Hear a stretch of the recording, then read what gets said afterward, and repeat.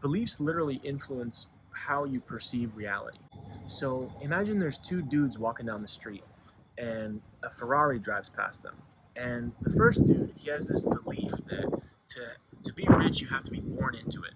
And the second dude has this belief that anyone can get rich if they just work hard. Well, when the Ferrari passes them, the first guy interprets it as like, oh, must be nice, fuck that guy. And he gets upset, whatever, curses his luck. Well, the second guy sees that same Ferrari and he gets inspired. And he's like, oh, dude, one day that's going to be me. He's motivated to go work hard, and it sets him forward instead of backwards. Well, they experience the same objective reality, which is just a car drove by, right? But they interpreted it a completely different way.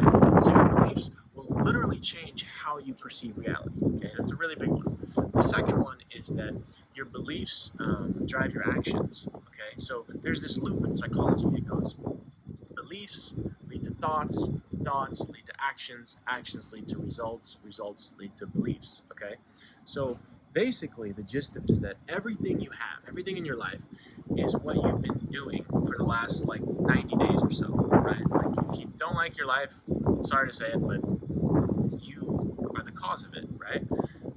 Do something else. But basically, everything you've been doing for the last 90 days has led you to this moment now. You don't work and get paid on the same day, right? Like you sow and you reap.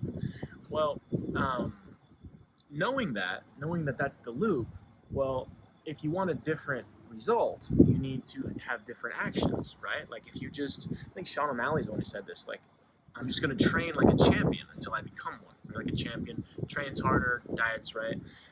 But if you take it a step further, right, you want this certain result. Okay, if you just behave in a certain way for a long enough period of time, you'll get it. But the fast track is that if you go around, if you change the belief, the thoughts and the actions will actually kind of naturally reveal themselves to you. So, like one thought experiment, which is really powerful, is that if you think of everything you want in life, right?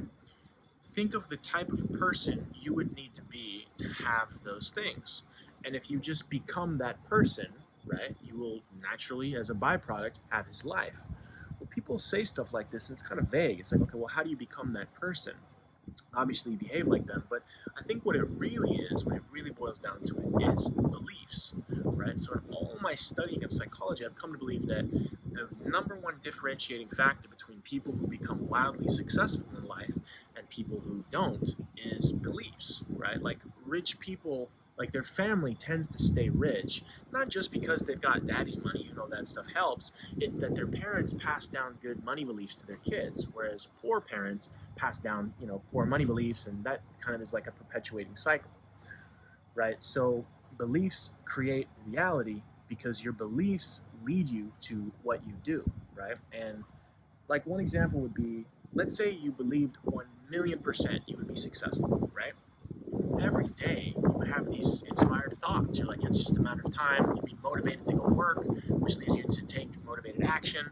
And then you're not really perturbed by what happens. You just have this unwavering belief, like this is going to happen no matter what. And the action is just a real natural byproduct of having that belief. And then eventually you'll have that result. And let's say that you have this belief that, oh, everyone in my family's a failure, like I'm going to be a failure. Well, why even try? Right? You're going to be not motivated to go try. You're just going to not do the thing, which means you're not going to get the result. So um, that's 2 points, right? The first one is that beliefs change how you interpret the world. This is proven, right? And there's all this stuff about the reticular activating system, like what you notice. But the sunglass example is the clearest example of that. The second one is your beliefs lead to how you behave on a daily basis. And the third one is that your beliefs actually alter how you perceive difficulty, right? So like whatever success journey you go on, shit's gonna go sideways. Like it's just unavoidable. Well, let's say you've got the first guy. He's got this belief: I'm gonna be successful 1,000,000% no matter what. And the second guy has this belief that everyone in my family's been a failure, so I'm probably not gonna go anywhere.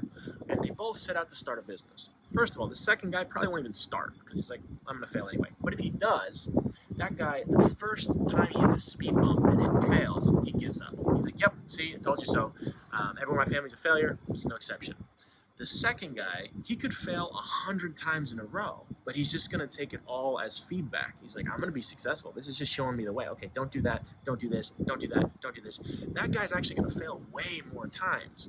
But because he has the unwavering belief that he's gonna be successful, he doesn't see it as failure. Whereas the other guy, failure is final. For the first guy, failure is just feedback, right?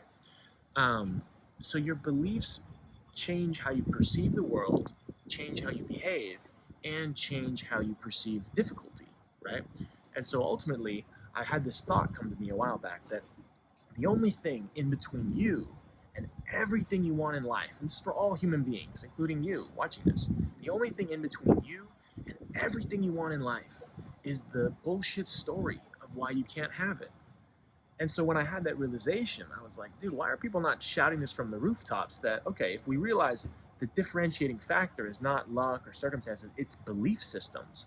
Well, how do you change your belief systems? And I went on a deep dive because I'm a huge fucking nerd and I started reading all these books about it. And there's not a lot out there because it's kind of like it's like a very nuanced subject, I guess. So you've got people talking about like the self-image, you've got people talking about self-limiting beliefs a little bit, but I've been going on a journey, like an experiment with myself and doing all these things, and I found there's a few ways to change your belief systems, and it's going to keep going. And the first one, which is really powerful, is proximity. Okay, so what I mean by this is that I'm in the Maldives right now, but I was just in Bali for a couple of weeks, and it was awesome. And in Bali, I was at this gym. It's called Bamboo Gym, and it was just a bunch of jack shredded dudes and everybody had like an online business. So one of my limiting beliefs before is, I don't know how to make money online. I don't know anyone who's ever done it. Like, I don't know if I can do it.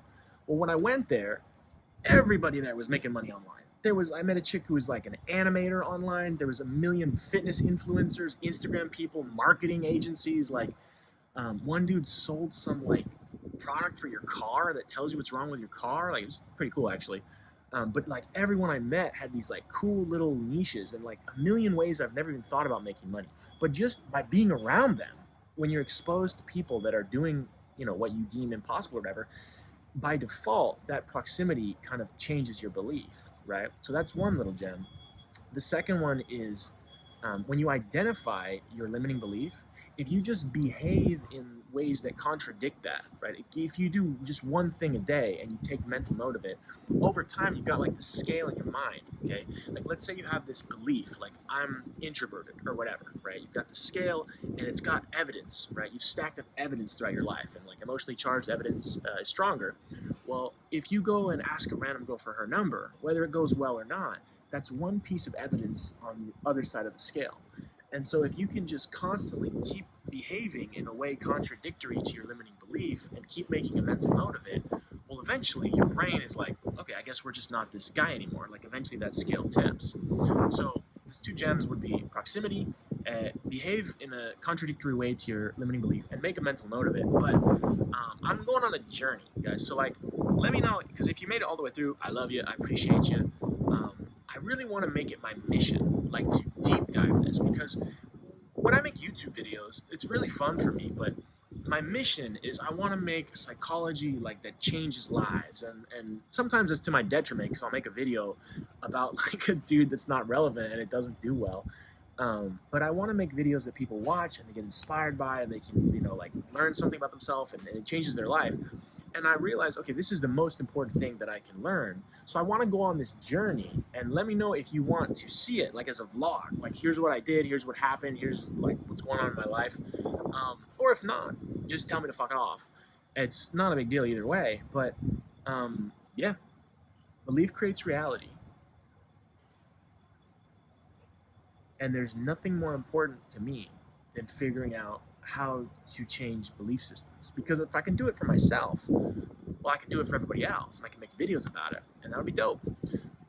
So yeah, if you made it all the way to the end of the video, I love you. I appreciate you. I will see you in the next one. Peace.